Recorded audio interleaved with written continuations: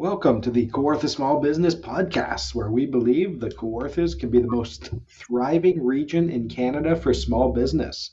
I am Brian Rump from Profit Coach. And I'm Matt Garrity of Matty G Digital. All right, Matt, today we are talking about In the Box is the title of the episode, and it is in response to people always wanting to go out of the box. So what are your initial thoughts on what we might talk about? This is exciting because I like this topic a lot. And again, depending on if anyone's ever listened to the podcast before or not, in typical fashion, I'm not prepared at all for this. I did not know what we're going to talk about. You had told me the topic, and I intentionally didn't want to know anything further or what the context was. I thought In the Box was maybe like a reference to Gwyneth Paltrow's Head in a Box in Seven, or we originally had talked about at length or originally referring to Starting Point Digital Marketing as marketing in a box for before it became Starting Point. Like the entire time it was marketing in a box. So I was a little bit curious if it was those two things, maybe less the Gwyneth Paltrow Head in a Box reference. But I know we have also spoken about the idea, like the notion of think outside the box. And I'm assuming I'm about to agree with you because I also think it's a pretty ridiculous notion more often than not. Yeah, and I think it's almost like breaking down a buzzword. And I think where I come to it from is I've been in organizations around tables, and people are like, let's have a brainstorming session of out of the box ideas. And sometimes you need to do that. And innovation, different things are stretching, going outside the box. But if you're not doing the stuff in the box first, then going outside the box isn't probably going to be helpful. So sometimes boxes are good. I forgot all about marketing in a box and Starting Point, and I think it's a great way to describe it. Like Starting Point digital marketing is that starting point to digital marketing. It's getting the basics down, consistency, good marketing, digital, online. You can level up and go outside the box later, but if you're not posting consistently, if you're not doing the in the box stuff, then the outside of the box isn't going to help you at all. It's just a waste of energy and resources. Yeah, and I think we're all guilty of it. I think that even in our personal lives, when we think about certain things, we're always thinking about like the big, shiny, fun things, not the foundational, fundamental things. So, like when we go to look at a house, all we care about is, well, what's the paint look on the wall, or is this a beautiful kitchen counter, and all these things. And none of that really matters. It's the foundation of the home. And that's what we need to be paying attention to first and foremost. And like you said, in business a lot, and I see it in marketing more than anything. And I think that we've spoken about on this podcast. I don't know if this is something private that we've rolled our eyes at, but everyone's obsession with video marketing, right? It's like, hey, I don't do any marketing. I know that I need to do video marketing, or I read somewhere that I need to do video marketing, or my marketing coach told me I need to do video marketing. Though video marketing is great, there's a lot of advantages to it. There's also a lot of things that you need to do until you get to that point. Like if people can't find you online on Google, whether it's your website they're looking for specifically or just keywords that of products and services that you sell, that to me is way more important than having a video of yourself somewhere online. Oh yeah. Yeah, I think there's I can think of a few examples of people who have made great videos, but like I can't even find them.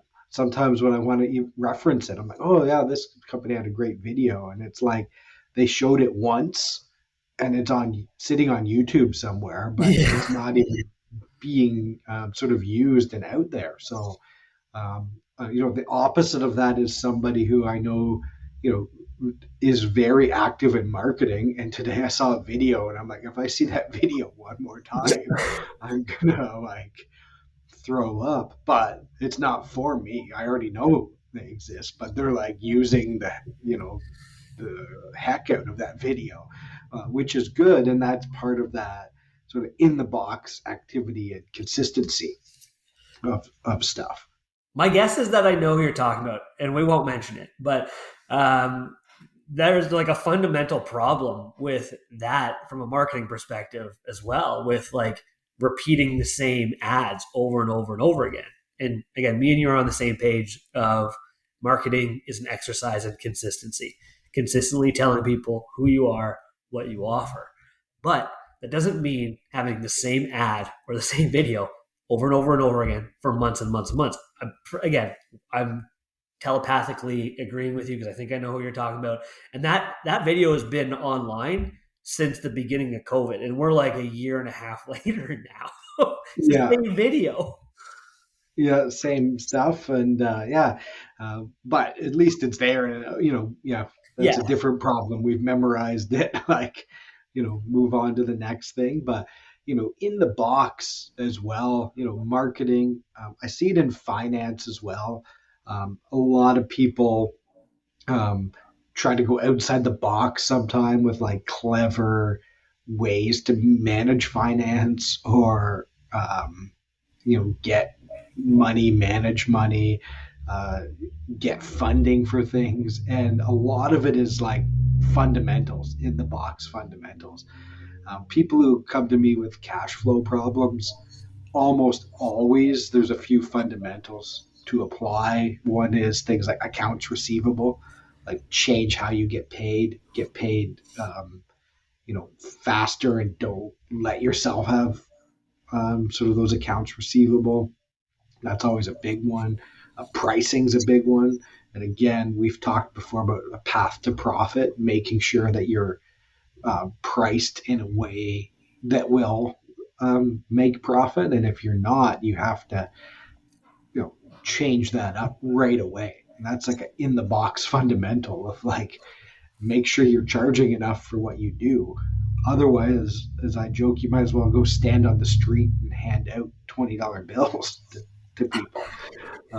So there's following those in the box frameworks before you start trying to think about um, big creative solutions to problems that have an easy answer. yeah, and I'm wondering why is this such an important thing to people to think outside of the box? Is it hack culture? It might be. I think it's. This is awesome because I wasn't prepared for that question, and I think in some ways it's hack culture, and I think I get it. There's a resistance sometimes to following sort of fundamentals, or you want to do things new and different your way, or you don't want to be stuck on one specific way to do something that seems boring. So, in one way, you're hacking. In another way, I think there's a drive in entrepreneurs to be creative and to do it your own way. And you try to do it on everything.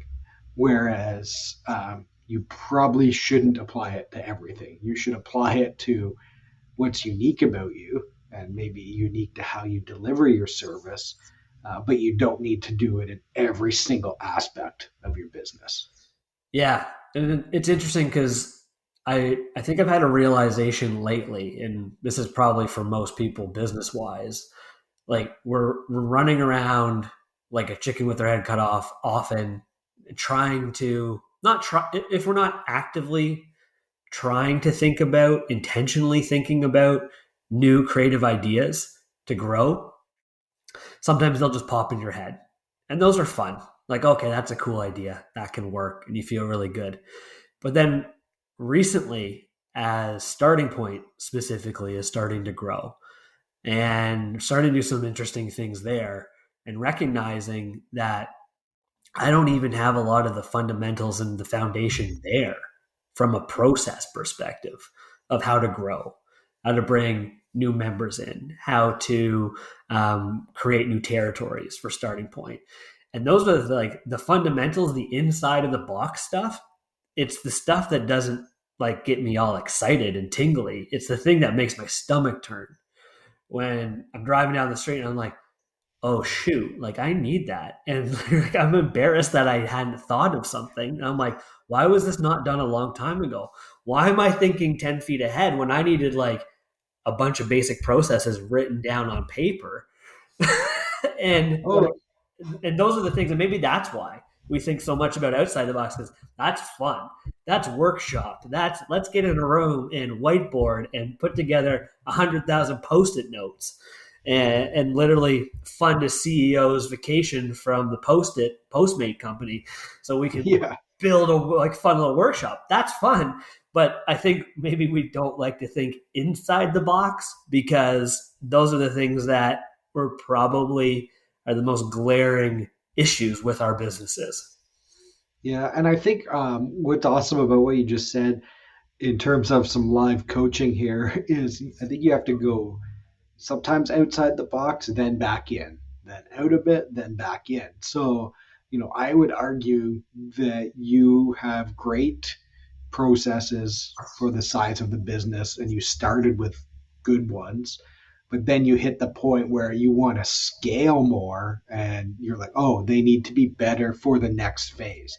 So all of these things go in phases and build the bike as you drive it, like a little bit. And I think, you're good at that level of implementation. And I think that's where having, the long term in mind, doing things, and remembering the box and remembering that, hey, there's solutions to these problems. There might be frameworks to follow. I can do it in batches as I go is still better than waiting till it's all built before you launch something, because sometimes people do that as well. So it is all about balance. Yeah, it's been quite interesting. It's also neat too because when we look at in the box following fundamentals, they're not necessarily fundamentals that are like perfectly um, applicable to every single business.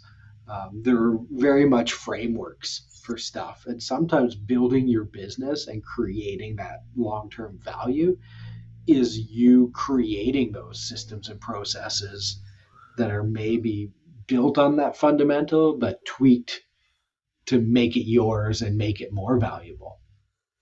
So it's not easy problems to have, but that's also what turns a business into something with value versus just blasting around with throwing out creative ideas. Yeah, it makes it your differentiator. It makes it special, your product or service special. Like we've spoken about people creating businesses that are in line with a problem that needs to be solved. And I think sometimes we think maybe too much about like what's an outside of the box problem that needs to be solved, when in reality, that business is going to be doomed to steal your line again, which Yeah, we don't always need to think outside the box for certain problems. It's like, what are some problems that exist now? What are some solutions that already exist? And how can we put a bit of a spin on those? Like, and that's maybe that's outside the box thinking, but I bet you most of the time it's not even outside the box thinking. I think it's inside the box fundamentals that we've thought about that another product or service hasn't. yeah, yeah. And I think again in the box, there's different boxes for different phases of your business. So sometimes you grow and you hack and you get ahead of yourself, but really to take the next leap, you got to backtrack a little bit and put those fundamentals in place. I had a customer I've been working with for several years now. Revenues, annual revenues, sort of more than doubled since we started working together. They were looking at it sort of a in the box tool that seems really expensive. It's like I think around say 10 grand a year, uh, which would have been very expensive 2 years ago, but now their revenues at you know sort of over 1.2 million, and at that level, it's like okay, well if you want to be at 2 million. Yeah. Like, you need this tool and these processes now. Like, you need to tighten them up. It's like you tighten them up from 600 to over 1 million, but like now it's time again to like tighten them down. And you can either choose to go outside the box and try to solve all these problems on your own and create your own things, or you can seek out an expert that's already solved that problem and can apply, again, business fundamentals with tools that help you do that, from a box. Yeah, and it's all about if you want to scale. Again, it's fine to scale, it's fine not to scale. It's entirely up to you. But it's extremely difficult to scale by just thinking outside the box. Like you said, there's plenty of tools and resources that exist inside the box. They're super basic, fundamental type of tools that can help you scale in that regard. What was the tool out of curiosity? Like maybe not specifically, but what it helped them do? Yeah, it was more of a operations management. I don't want to say Sure. too much about it Like a to project give up management software? who it is. A bit project management, a bit customer management as well, financial management, automating um, some things that are very time consuming.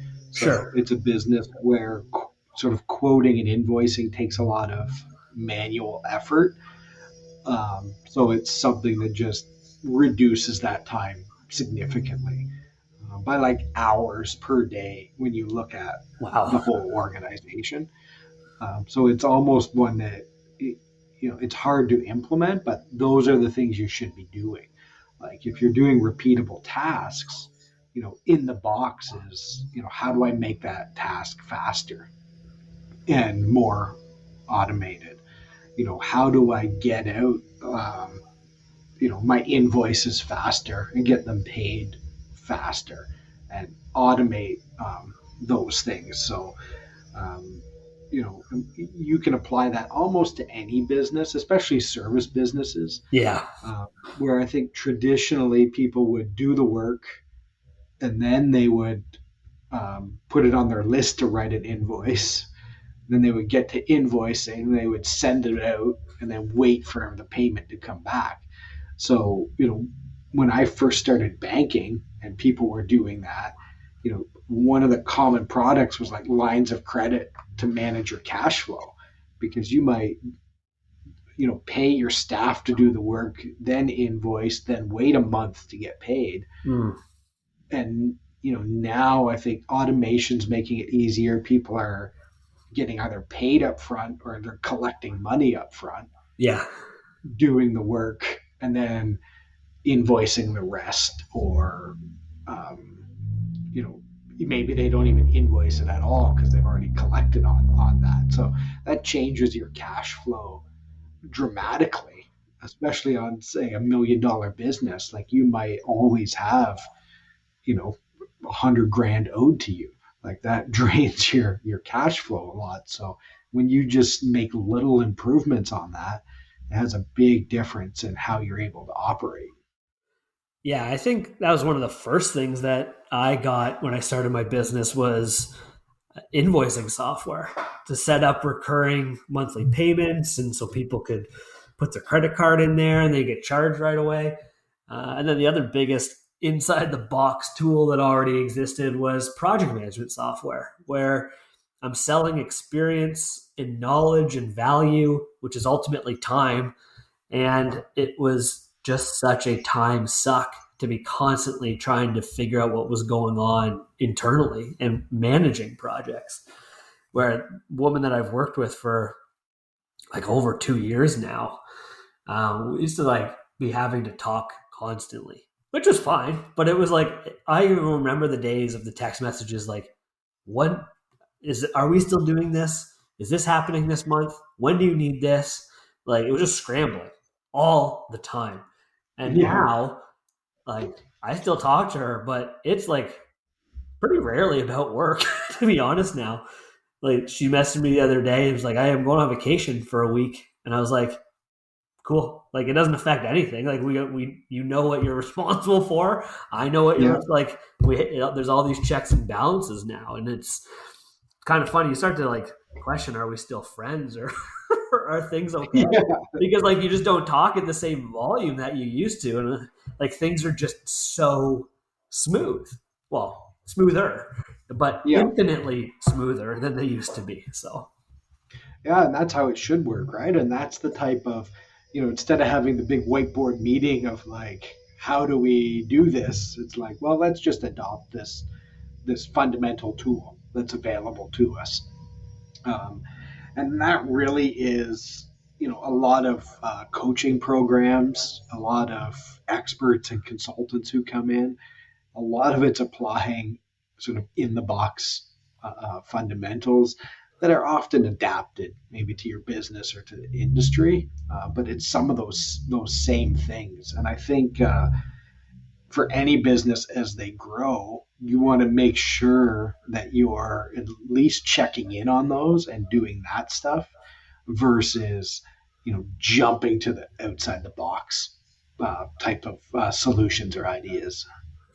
yeah, how do they start with that? Like, how would a business start by figuring out the fundamentals of what's inside the box? Then, That's a good question because I think it does probably require a coach of mm. some sort, because if you've sort of sprinted ahead of yourself and you're just not sure where to start, um, I think some objective guidance of where to start is helpful.